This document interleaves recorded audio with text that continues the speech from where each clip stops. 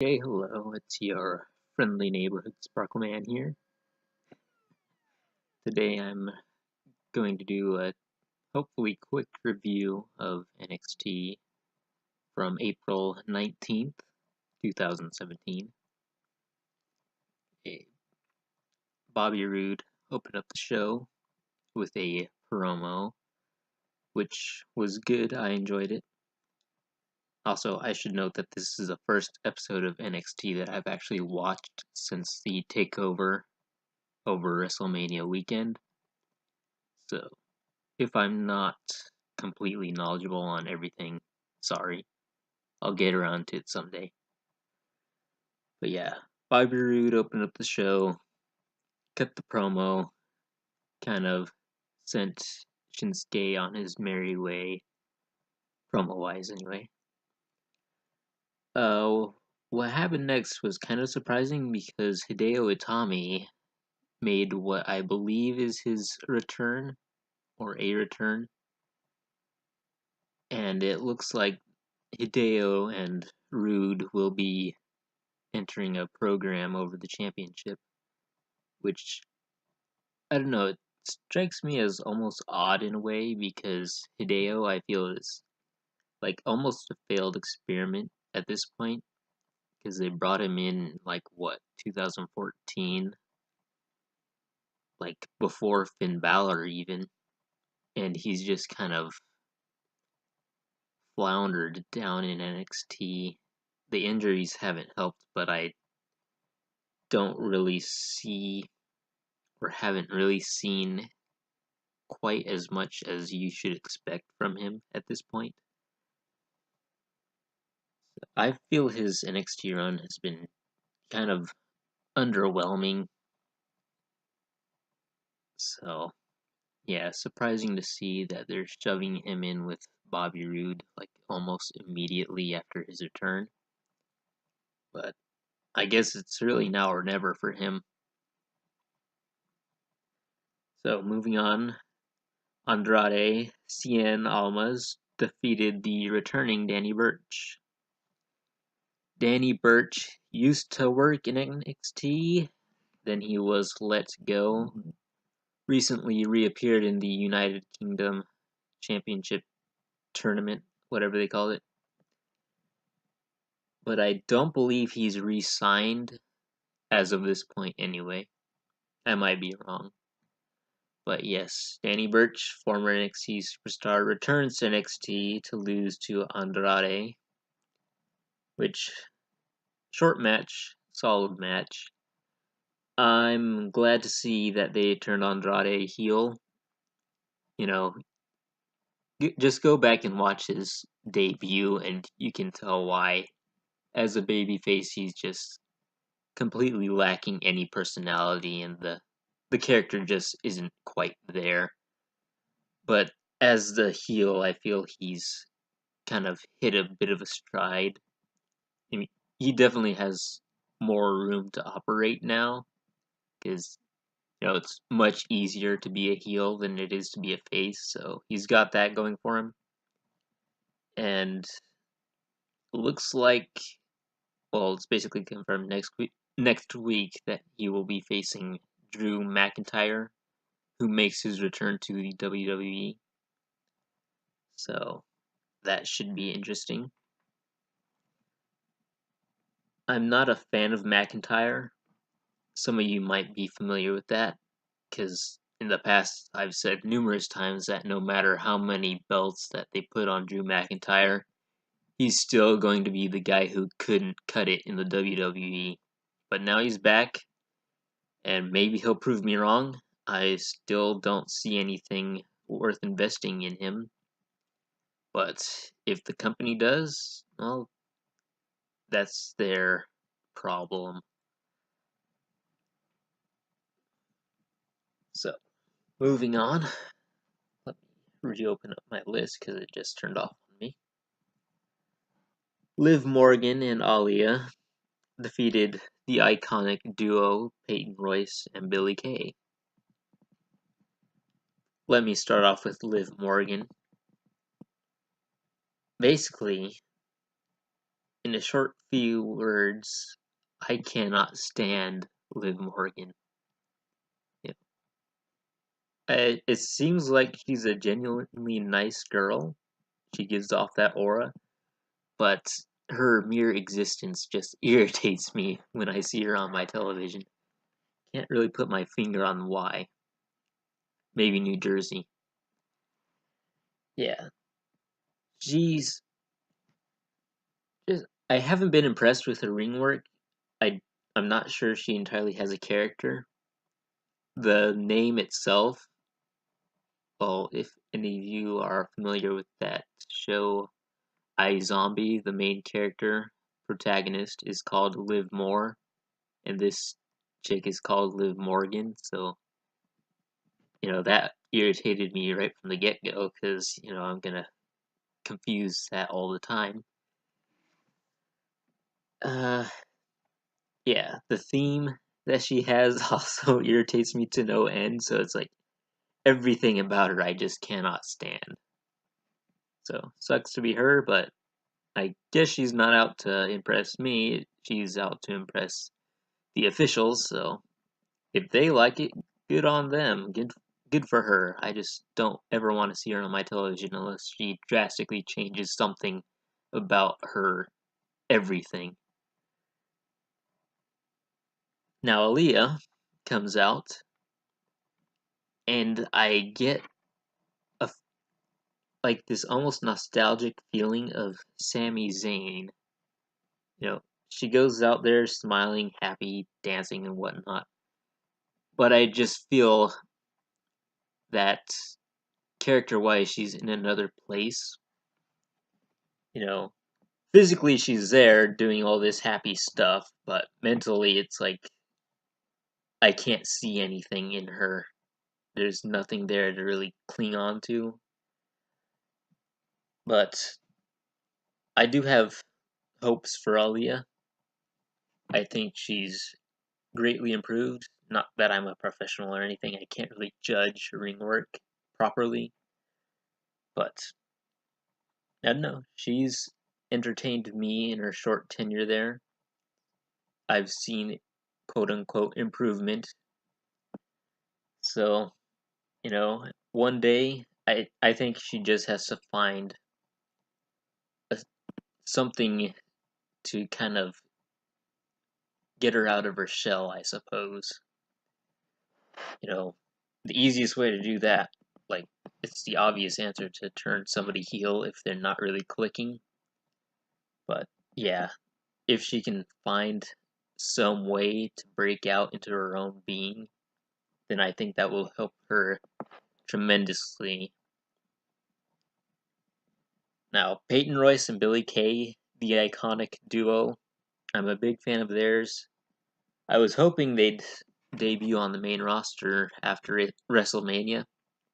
That didn't happen, and I'm kind of not surprised. The heels on the main roster are kind of overwhelming, so to add another tag team to that mix, they'd probably get kind of lost in the shuffle. You already have Charlotte and Alexa Bliss up there. Where are the iconic duo going to fit? So I suppose staying down in NXT for now is the right choice. But I think it was also a pretty quick match. All the matches were pretty quick to give some more time to the main event, I think.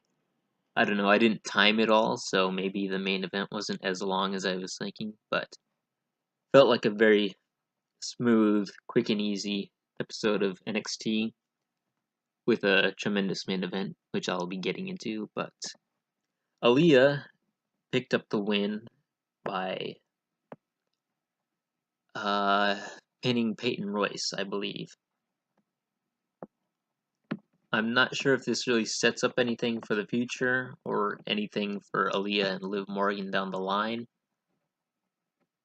So, kind of a throwaway at this point, but we'll have to see next week or the week after that if they turn something out of this. But for now, it was just your standard tag team match. Okay, before we move on to the main event, I'll discuss the kind of vignettes they hosted. They have a little promo for Aleister Black, who will be making his return. Not like he really left or anything, but since Takeover, first appearance on a episode of NXT. I wasn't really a fan of Aleister Black. He didn't really impress me in his debut. Not to say any of the NXT Takeover mandatory debuts have ever impressed me. They always seem kind of meh to begin with. Andrade, Baron Corbin, who else debuted on a Takeover? Maybe Asuka, I don't remember. Basically, whenever a quote-unquote big name shows up in NXT and has their debut match, I've never really been impressed with them. Kind of funny because, you'd think they should have that immediate reaction from me, but it doesn't really happen. So I wasn't a fan of Aleister Black. I didn't find his ring work all that engaging. I don't remember his finish because it was that bad. It's like, I don't know, a basic boot to the face maybe. But, yeah. He's got a lot of work to do before he can impress me. But, he's only had the one appearance, so it's not as drastic as it sounds. Next week, there will be Tyler Bate versus Jack Gallagher for the United Kingdom Championship. Self-explanatory, really. I like Tyler Bate. He's incredibly young, so hopefully he can maintain his sanity and not do anything stupid with his career or his personal life. I'm not a big fan of Jack Gallagher. I enjoyed his first match in the Cruiserweight Classic. Didn't see the second one because I think I missed an episode. So I honestly don't know what happened to him in that. I'll need to go back and see which one I missed out on because, I think I saw every episode but that one. So I have no idea if his second match in that was good or not. 205 Live, though, he's just too cartoony a gimmick for me. So he's kind of he went from being at the top of my favorite cruiserweight list to the almost very bottom. And like I mentioned, next week we will have Drew McIntyre versus Andrade Cien Almas. Quick note on Andrade. I'm not a fan of his ring name because, as you might have heard, I just stumbled over my words there. I think it's almost too long, and I'm not sure what the crowd can chant along to for him. Maybe they can chant Cien, but I'm not sure. It's like too long a name, and the fans can't really start up a chant for him, so I think that's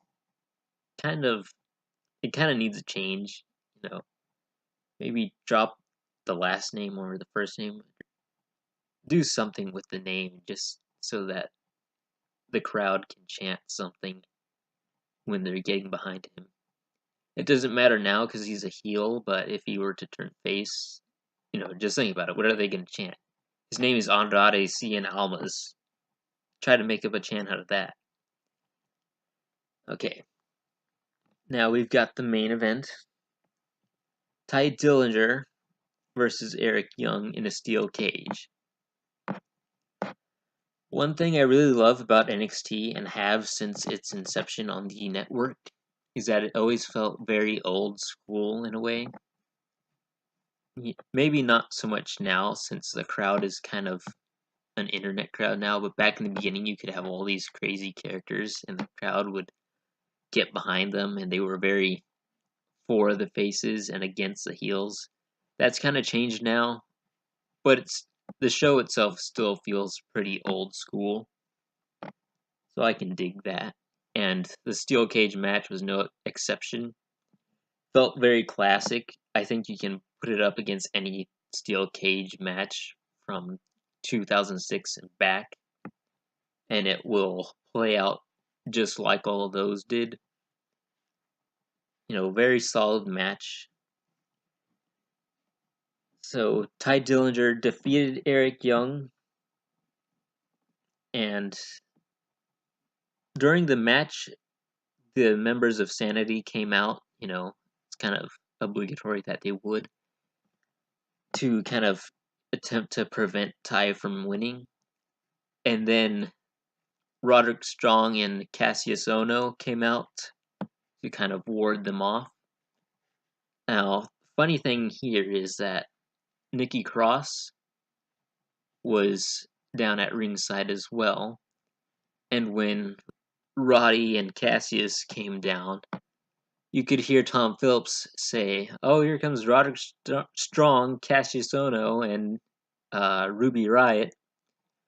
I never actually physically saw Ruby Riott though, and Nikki Cross just kind of disappeared after the two guys came running down. So I'd like to rewatch that segment and see what happened there, because Tom Phillips said that Ruby Riott ran down as well, but I never saw her, and Nikki Cross just sort of disappeared. So I'm really wondering what happened there. If Ruby Riott did in fact come down, or if she was just unable to appear, so they put it in the commentary, but she wasn't actually there. I'm not sure. Camera angles and whatnot could have hidden those two, but it's like Nikki Cross just disappeared, and I'm not sure that Ruby Riott was ever there. So, funny thing to point out, if you want to go back and look up that segment, see if you can see any of those two after Roderick and Cassius run down. But yeah, I thought it was an excellent steel cage match. Thought it was a great send-off for Ty Dillinger. Thought it was a good close to the Dillinger Sanity feud. Curious to see where Eric Young goes from here, along with the rest of Sanity. I'm hoping to see more from Nikki Cross in the women's division, because as it stands now, you had the two girls, no, not two girls, four girls I mentioned earlier, in Alia, Liv Morgan, Peyton Royce, and Billie Kay, along with Asuka, who is a champion, and Ember Moon, who just recently lost to Asuka. I'm not sure what other big names they really have in the women's division, though, so if they can transition Nikki Cross into that place as a competitor regularly instead of just a lackey for the Sanity. Well, it's kind of the same deal with the main roster, though. There are so many heels in there that she might get lost in the shuffle. Everyone might get lost in the shuffle because they're all competing for TV time as basically the same character, a heel. So I'm curious to see what face female they start pushing. I don't think they're done with Ember Moon yet. I think she will take the title from Asuka eventually. Maybe she won't. I could be wrong. But yeah, I'm most interested in the women's division, basically on a whole for the WWE, because I feel there's more potential in those divisions, just because really anything could happen. For the male rosters, it just feels like it's the same old song and dance, so I'm much more interested in the females nowadays. But that ends this kind of little rant type thing here, and ends my hopefully quick review of NXT. First time ever doing something like this, just to see if I can even do it. Because, got nothing better to do. Just churning these things out for the sake of doing it, for entertainment's sake. You'll all forgive me someday. But yeah, this concludes this episode. I will see you all later. Goodbye.